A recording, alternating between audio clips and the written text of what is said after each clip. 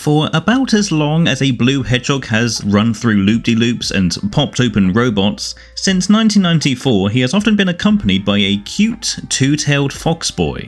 Miles Tails Prower, aspiring hero worshipper, gadgeteering genius and ace pilot, no matter the medium, he would accompany Sonic on his high-speed adventures. Sonic the Hedgehog 2 was the game that first showed him off to mainstream audiences, though the handheld port would come out first, and his only physical appearance there was at the end, where he'd make a face at the player. That was something.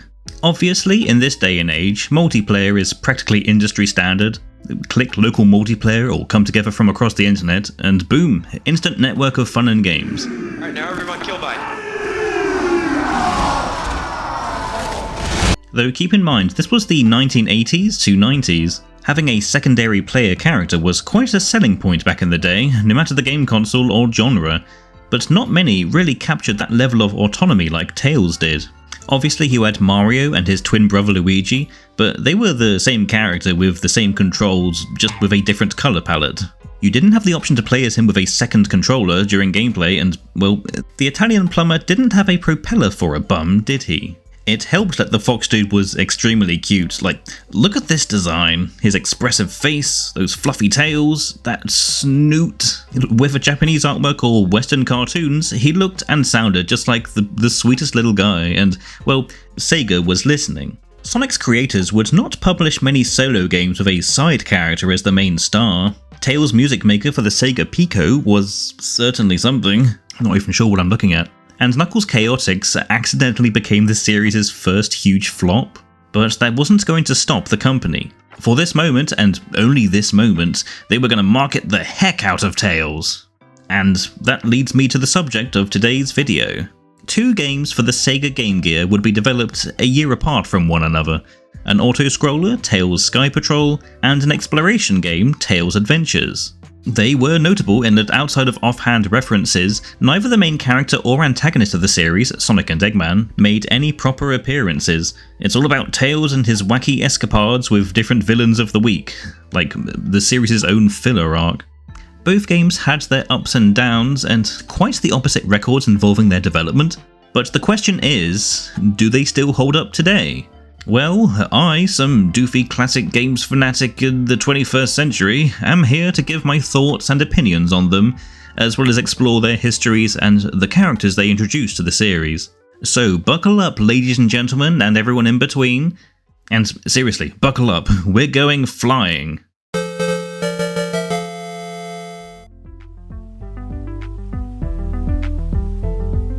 Ah yes, the game where you fly forward and whack things with your indestructible ring. I have quite the history with this and Tails Adventures actually. It was on Sonic Gems collection for the GameCube. That was my introduction to a lot of Sonic's 8-bit library, and in this one, I didn't get very far because, well, saying it's pretty bloody hard would be the understatement of the sodding year. The difficulty was actually a reason why this title had been Japan exclusive for the longest time. I guess us Westerners in the 90s had a reputation for finding most games from the East too difficult. After all, that's why Square didn't initially release Final Fantasy V over here, and instead we got Final Fantasy Mythic Quest. The big thing about Tails Skypatrol's development was that it actually wasn't conceived as a Sonic game at first. 8-bit conversion company, Japan System House, who doesn't even have a Wikipedia page, and Sega subsidiary Sims, had been floating around a potential launch title for an unreleased handheld console. Ideas were made for it to be a Disney game, presumably starring Mickey Mouse, as I know Pete was meant to be one of the bosses, but plans fell through, and in the end they wanted a console that would be compatible with their leftover data and sprites before being retooled for the Game Gear. It seems like the most suitable system, and Sega had it remade into a game starring Tails and some Disney-adjacent characters. The witch really resembles Mizrabel from Mickey Mouse and the Castle of Illusion, though the general classic Sonic style was literally inspired by Mickey Mouse, so they blended quite well together in the end. Deals were made, rights were reserved, and the game would come out solely in Japan on the 28th of April 1995. Japan System House, since changed to BioX, would later aim to release the game with their own original IP on the Nintendo Game Boy, essentially being Tails Skypatrol but with its serial numbers filed off, and named Boon Boon Kaboon, but that would be cancelled due to, in their words, contractual reasons. Whatever the company was preparing, they must have really intended their game to stand out on its own, and I respect that, but unless you were a big name, titles such as that usually fell into obscurity back then. But enough about the build-up and rights to properties, let's get straight into the Tails game and see why it's hard as balls. Though before we go any further, if you enjoy my stuff and want to see more videos like it, kindly leave a like, comment, or hit that subscribe button. Now time to play this thing. The title screen's nice, and I love the Tails art they used with the cheerful upbeat music, along with Skypatrol fading smoothly in and out over it. Simple yet good stuff. Now, the gameplay itself, well, it's not an arcade-like platformer, it's not a run and gun, it's not even a flight simulator. It's an auto-scrolling rail shooter and puzzle hybrid. Everything's alerted of fox season and trying to kill you, and if you touch any surface of the floor, walls, and most obstacles, you die instantly. This is Miles Tails' Prower in The Floor is Lava. Wait, that includes walls and ceilings too, so everything is lava. The Fox Boy does have offensive capabilities in the form of a ring you send out and then return back to you. Despite typically being a collectible in the series, it's a mystery why this ring does not disappear upon Tails touching the thing. Players at the time must have had questions, and it certainly puzzled the writers of the Prima Guide, who just call it a boomerang. This ring is how you deal with enemies and also interact with stage elements such as weights that drag you down, balloons which bring you up, rail cars to carry your ring in like it was a pram, and poles and catapults which send you in any cardinal direction faster than you can say. What makes the game hard is not just the amount of hazards it throws at you, not just the claustrophobic level design and limited view of what's ahead, but also the high risk of getting one-shotted. Every act has some way of knocking you on your ass if you're not careful, whether it's drills in the walls, Cadbury's chocolate buttons, or the very first obstacle you'll likely encounter, a swiveling yellow panel. Whatever you do, avoid the black part of that, that's the danger zone. It doesn't help that Tails' hitbox is like 1 pixel big and located in between the ring and his body. This makes interacting with things and avoiding obstacles more frustrating than needed, as you aren't sure which part of Tails you're meant to protect. The ring is what you should be looking out for, using it to interact with poles and bars, which work some of the time, and give bosses the old razzle-dazzle into the wall. Yeah, if they touch the ring, they're practically sitting ducks, but if a boss happens to graze any other part of you, it's time to taste the floor! The very act of... Oh wait, let me take a drink first. The very act of flying leisurely in the air is impossible, because you have a power gauge that slowly trickles down, and when you get hit you lose some of it and Tails enters a crash land until you mash the buttons to get him back on track. I honestly wish the stamina bar was a tad more lenient, because it's not very fun rushing through the stage knowing you're on a time limit, simultaneously avoiding everything thrown at you with barely enough time to react to them. At least the game gives you infinite continues, though that's a small mercy compared to all of the grueling aeronautics equipment you're forced to go through. Luckily, there are candies lying around, mint flavour, to give you more stamina.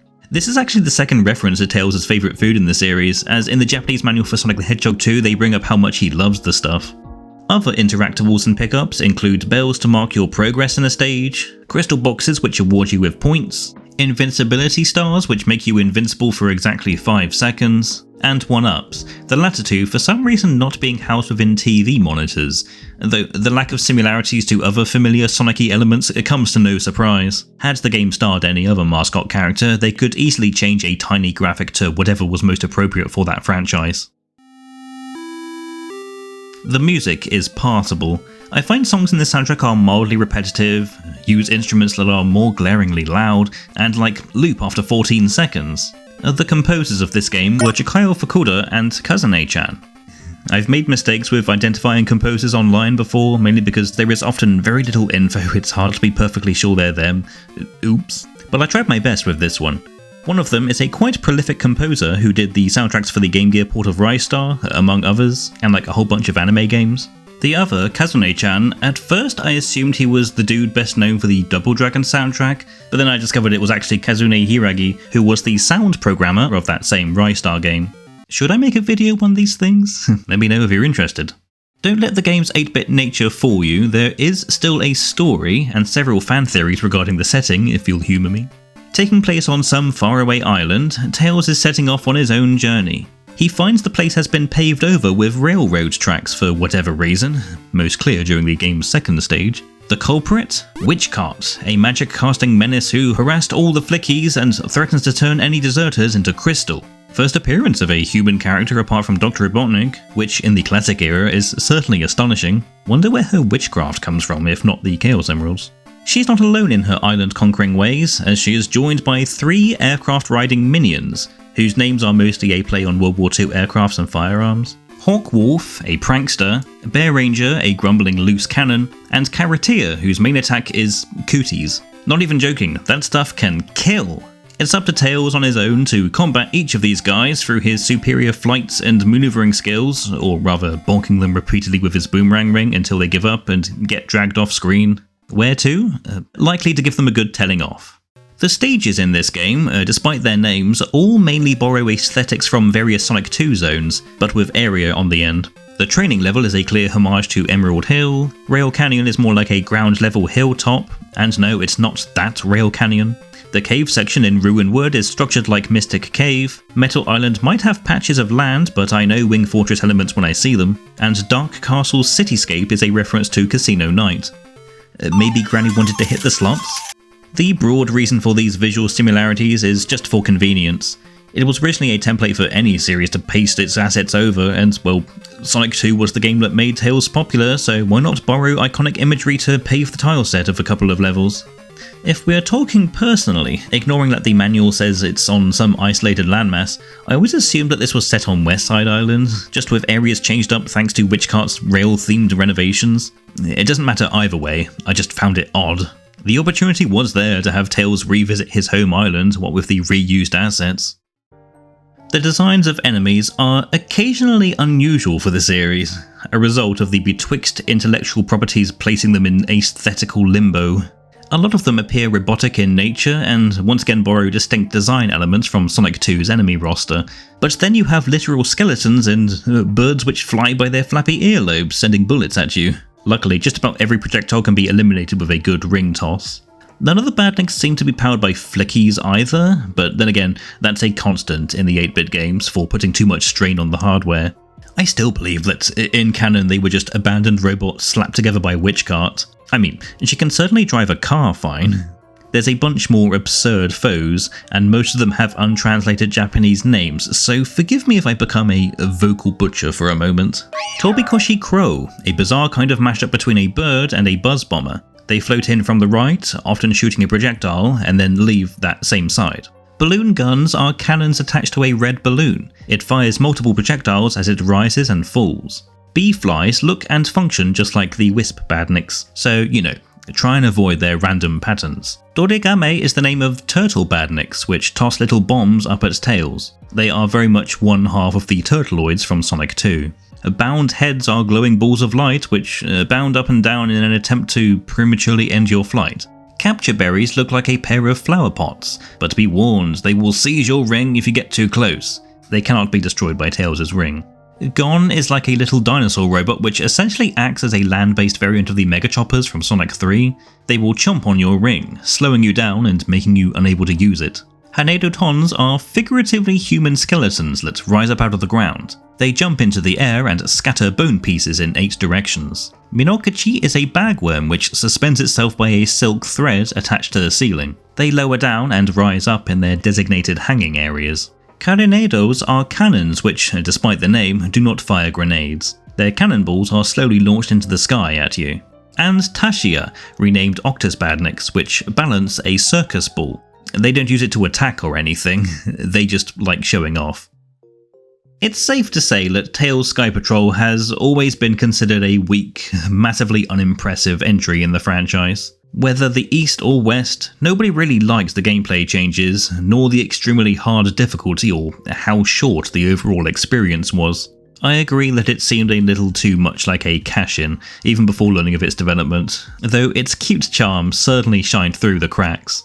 That's the thing with this game. Despite it being re-released, first internationally in Sonic Adventure DX Director's Cut, then Sonic Gems Collection and Sonic Origins Plus, among others like the plug-and-play thing, the game experience is largely forgotten and it's most well remembered for its bright and cheerful vibes and, well, particularly the villains.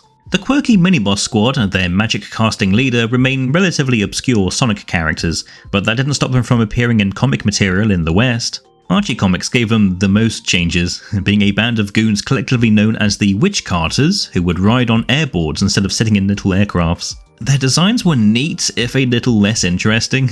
It's like they got processed through the mid-20s Sonic-style machine to give them more modern-looking designs. They are also not minions willingly, basically having been brainwashed to serve this continuity's witch cart, named Wendy Norgus here, one half of the Troll Twins. I remember this being a fascinating inclusion, as Wendy was the character's fan nickname online. She was also down bad for Eggman in the comic. It must have been the moustache. He has so many love interests in other media. Also, the Freedom Fighter aircraft built by Tails and Rotor following the reboot was named the Skypatrol, undoubtedly another reference to Tails' first solo game. In IDW Comics, at least at the time of recording, Witchcart and her gang starred in the Tails 30th Anniversary special, where they would return and conquer Flicky Island, much like how they did in the base game, even meeting Tails in the same order. I really love the one-shots, and this comic book is just as much fun to read, not just because I'm seeing old familiar locales and characters reintroduced and reincorporated, but also the writing and characterization of these doofy guys, and Sonic and Tails' sibling energy forever brings a smile to my face. The art, too, is very nice and vibrant. Can't say I wasn't surprised to see Witchcart speaking almost entirely in rhymes, though. I suppose it's a homage to Gruntilda, a similar Wicked Witch type from the Banjo-Kazooie games. And Caratea, I admire her attitude, but gosh did she go from 1 to 11 in the apathy department, presumably to properly round out their personality types. Where's the kissies? I guess canonically it was just an act. I know there was a ROM hack which expanded the screen and fixed some of the more egregious complaints I had. It's basically the game if it had been released on the Master System with its wider screen resolution. Honestly, the Sonic hacking community has been booming for decades, and their creations will never not impress me. Yes, each and every one. Though I couldn't get the Tails Skypatrol one working, my footage looked like a Sonic EXE sequel. I will link it in the description because it's just awe-inspiring seeing it in action. Good job, Beacon Able? On the subject of missiles and explosives, Tails must have taken notes after confronting the Witchcart thugs and their airships, because the next Game Gear title had that little fox build some of his own. Alright, so time for the Metroidvania game.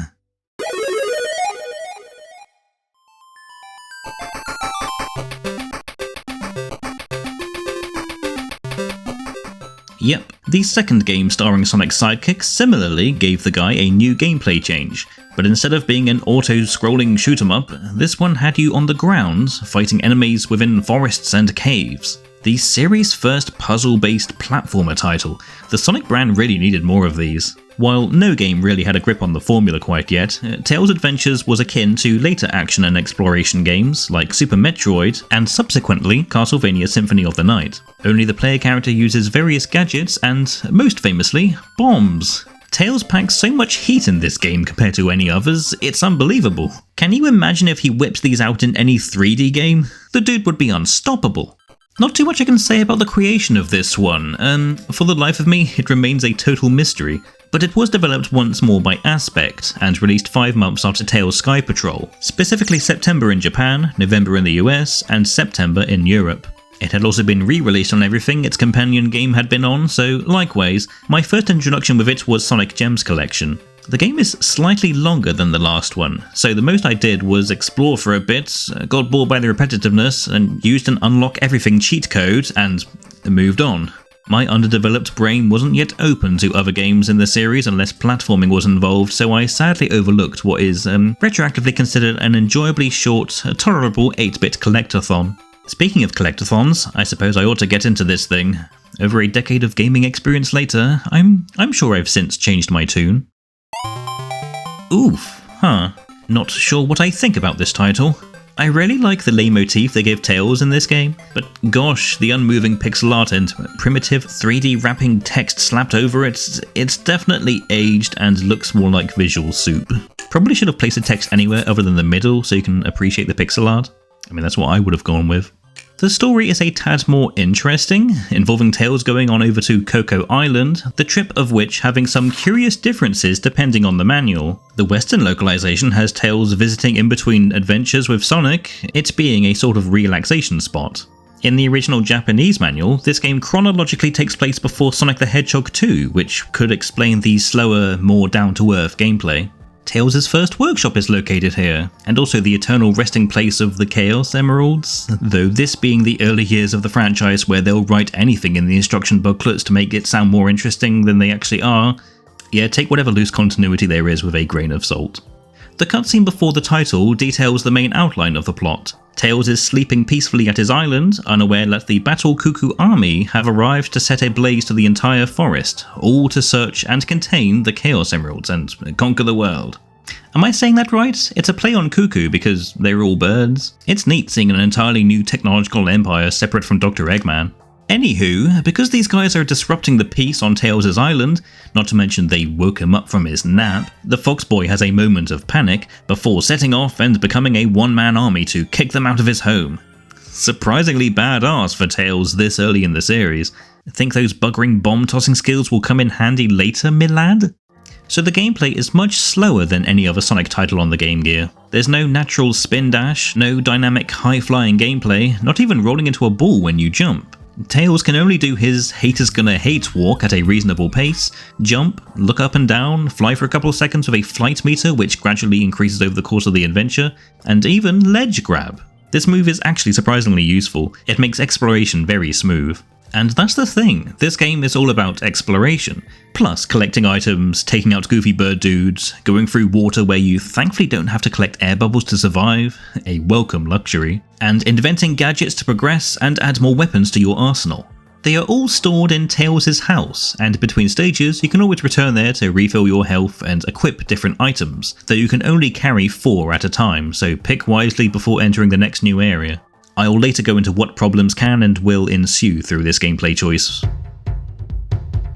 Lamp oil, rope, bombs? What bombs do you need? Regular ones? Timed screen nukes? Remote bombs to slip under doorways? Napalm for the airborne enemies? Just a more powerful regular bomb?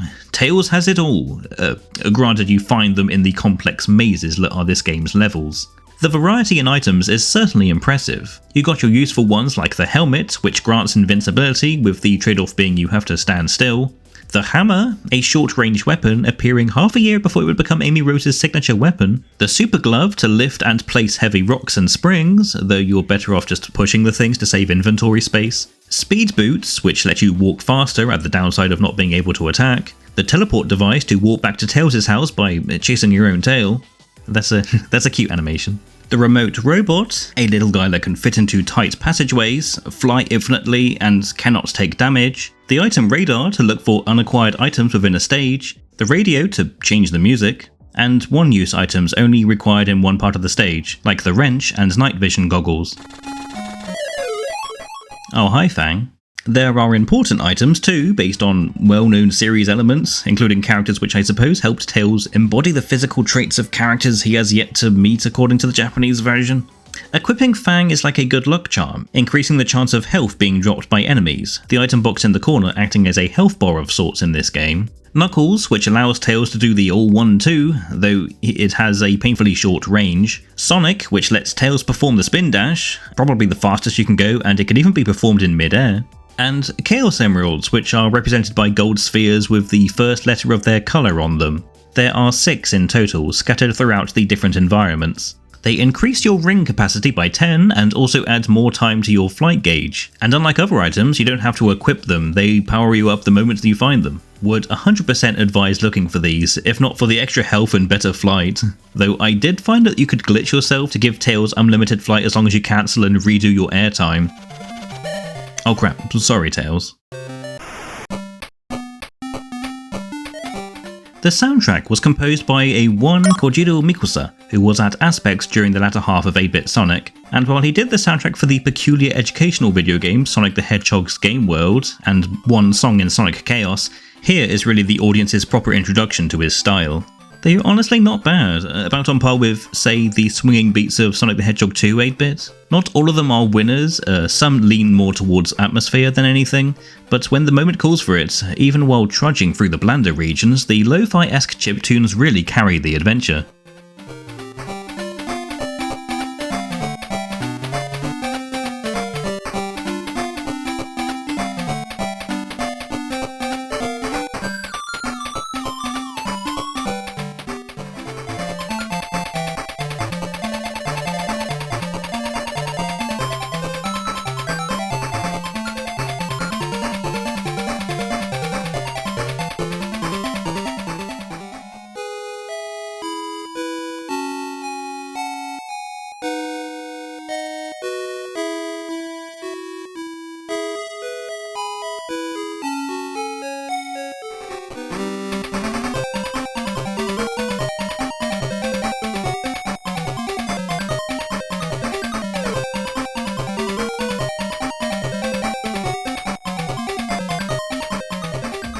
The graphics are a big upgrade. We've reached a point where a Game Gear game can seem aesthetically similar to an early Mega Drive one, both in the detail of the lush forests, deep dark caves filled with lava, riversides or underwater areas in the returning Sea Fox submarine, which is now a form of the remote robot I guess, and the impressive view atop the mountains. Honestly, the whole island looks great.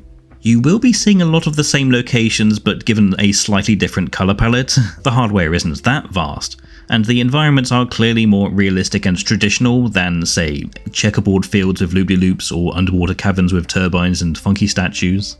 But I don't mind that. It helps give this island and the game its own visual identity. Tails, don't eat the dirt, you don't know where it's been. The Sea Fox gets a lot more focus, being Tails' mode of transport during some segments. Like before, you can move in all 8 directions, turn around with a button, and use the drill to eliminate breakable walls or enemies by accident.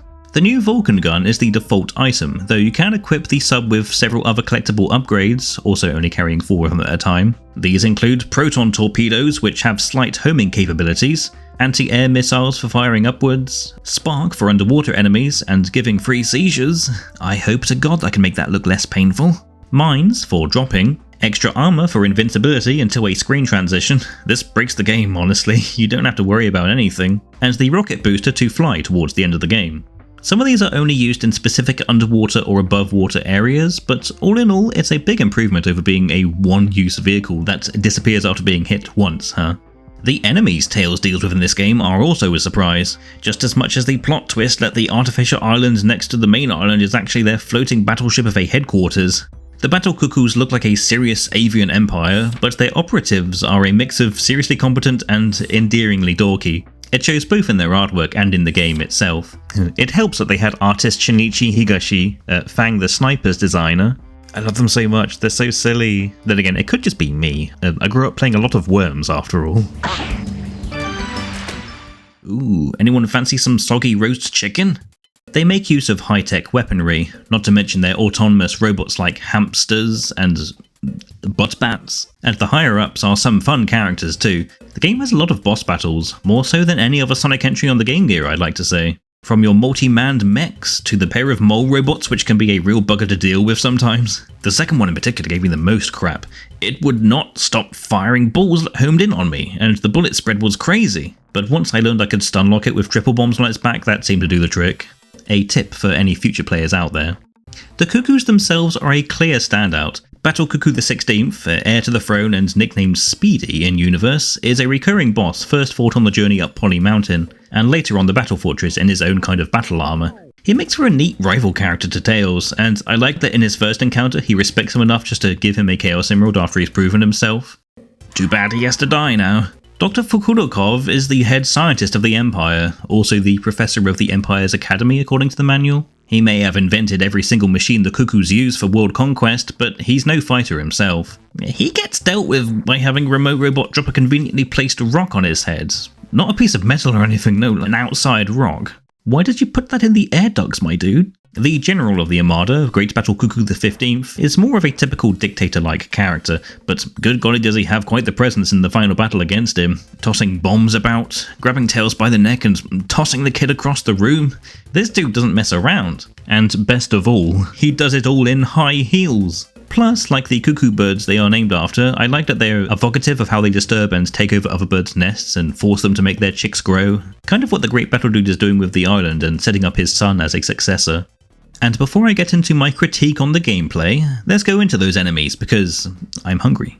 Combat hoverpods are floating eggmobile-like aircrafts. Moving back and forth, they attack with flamethrowers and cannonballs. Combat walkers are similar in size. Being ground-based, they are only armed with a cannon that fires orange projectiles. The bird walker is piloted by two dudes. It is the first bot of the game and is lumbering yet springy, armed with flamethrowers which cover nearly half of the screen. Nezu is a rat mecha seen around cavernous tunnels. They stay on the spot but will scuttle towards you if approached, dropping bombs on the ground. Bat robots are only seen in caves and will hang upside down on the ceiling. They swoop down at you if you draw close enough and are a little tricky to avoid. Drill moles are robots which hide underground but are constantly emerging, can be easily dealt with after being lured out. Bomb-throwing combatants are speedy little guys who will run up to tails, deploy a cartoonish-looking bomb, and then run for cover to repeat the process.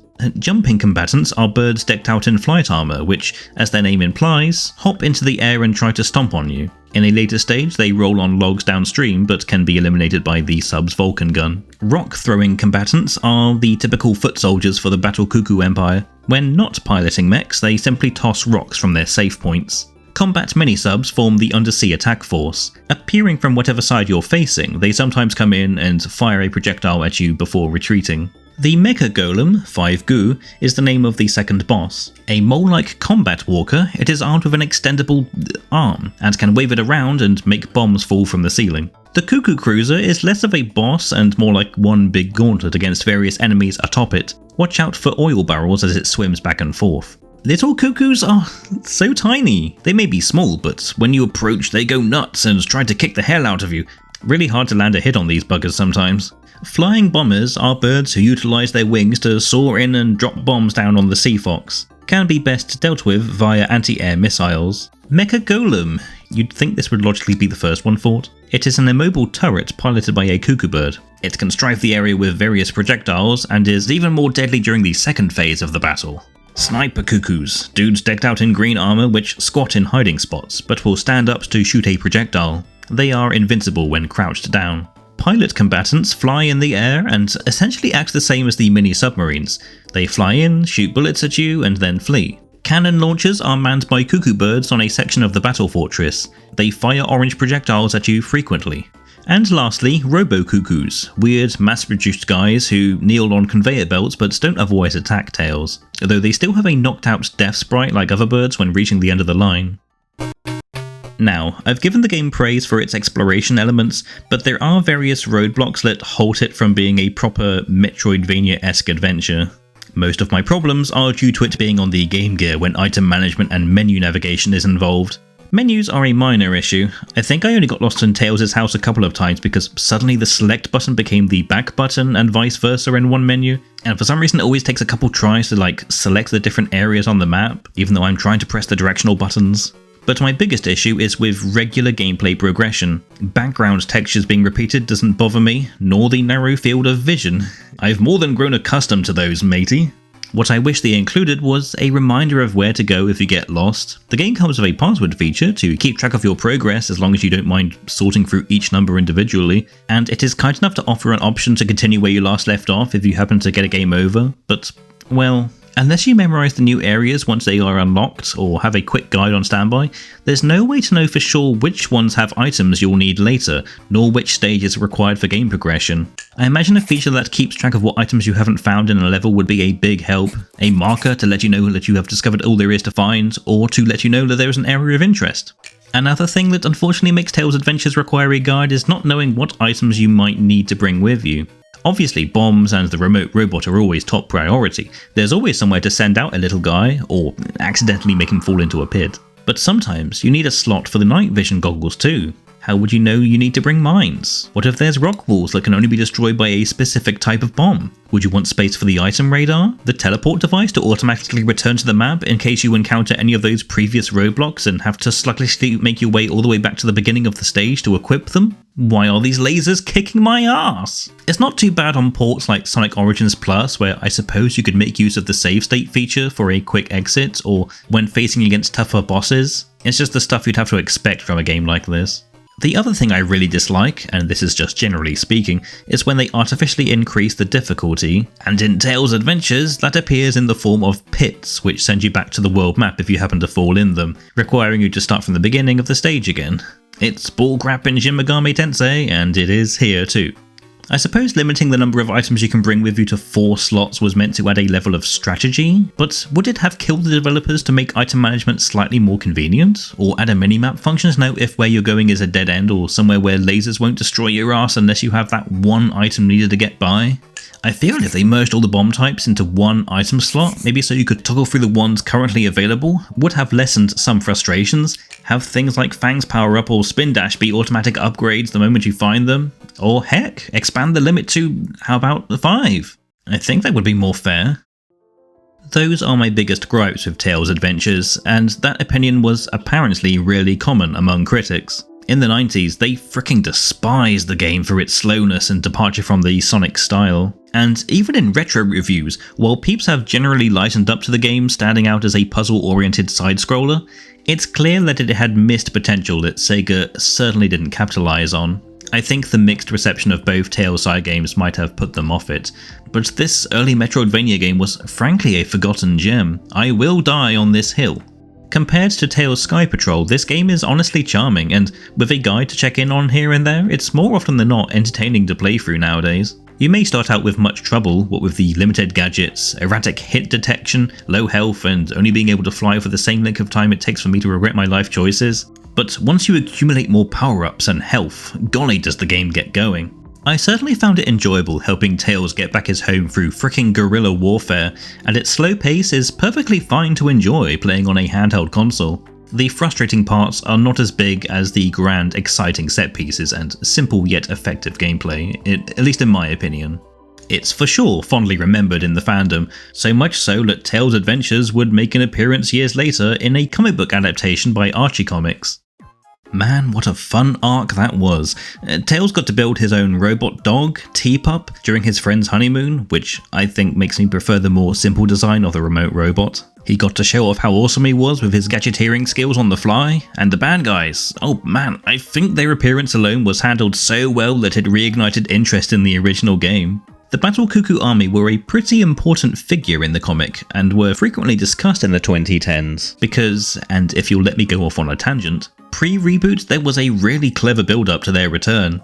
See, in his penchant for referencing and reincorporating past Sonic elements for the modern audience to appreciate, writer Ian Flynn would hint at the identity of this mysterious armada through the various avian Mobian characters. First was Bean the Dynamite, a similar green bomb-tossing guy, mentioning that they got Extreme Gear hoverboards from there. Then, him playfully mocking Predator Hawk as a Armada deserter, with Bean being called out in turn. And later, the Babylon Rogues from the Sonic Riders series would make a passing mention to that same organisation.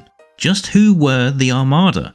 Well, the Tails' Adventures adaptation in Sonic Universe would introduce the Battlebird Armada, the comics name for this group of goobers, with their own ominous logo. And they were indeed a bunch of goobers. The artists must have had a field day in bringing these stories to life. They're honestly perfect. Speedy looked relatively neat, even coming with his diaper, flight harness, though I did still like the look he had post-reboot as short of a time as it existed. His beacon armour were just so sleek and cool. Dr. Fukurokov was given a hat and had his crankiness dialed up to 11, and I love the recurring joke about nobody knowing how to pronounce his name. And their leader, often shortened to just Battlelord, good grief, he stole nearly every scene he was in. He's given somewhat more depth, aspiring to find his forebearers' homelands like what the Babylon Rogues chased after in the Riders games, and while he was known to be civil, he also had quite a temper and could one-shot anybody if they happened to cross him. He knocked the wind out of the last surviving member of the Order of Ixis. In the reboot, he single-handedly destroyed an entire building with a load of bombs. And when he appeared before the rogues in his second appearance in the comic, it's probably some of the grandest panels ever drawn in a Sonic book, with a devilishly cool one-liner. He really is perfection. I can only pray that the Armada gets reintroduced in IDW Sonic as villains in the classic era again. They are far too unique just to ignore. Have them in like a Tails one-shot maybe? Like what happened with the Witchcart Gang? Make it happen. Unlike Tails' Skypatrol, Tails Adventures has a much more prolific ROM hack scene. As a couple of examples, there's Tails Adventures LX by Lord Zernom. It's more of a slightly edited version of the main game with altered colour palettes and a kind of item wheel menu when pausing to change gadgets. Other than that, it's not too different. I'd mainly recommend it if you want to play the game again but with different level layouts and more challenging enemies. Also, the islands appear to be made of tombstones. There's also Tails Adventure SMS Deluxe by Freezing Ice Kirby, which is much closer to the original game, just a patch to turn it into a Master System game. Plus they gave the remote robot sprites which closer resemble Teapup from the comic, and cleaned up the colour palette of certain objects and bosses. I like this one, and it's even compatible with a plugged-in Mega Drive controller if you're into that.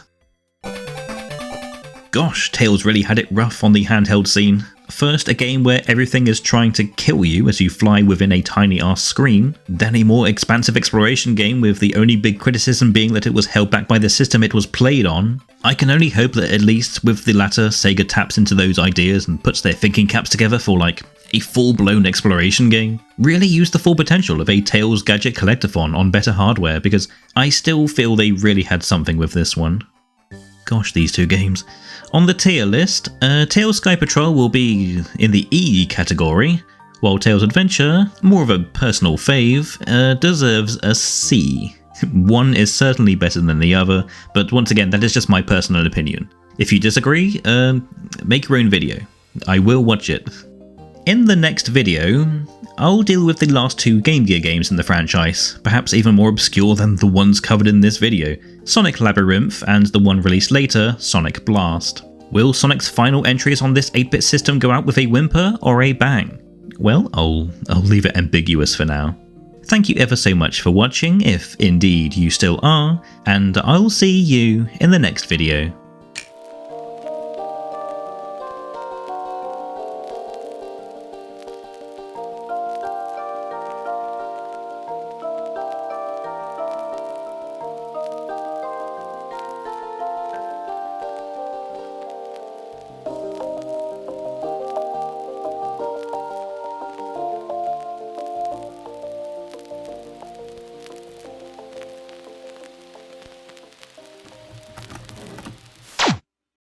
Sorry, Lale. I can't give credit. Come back when you're a little,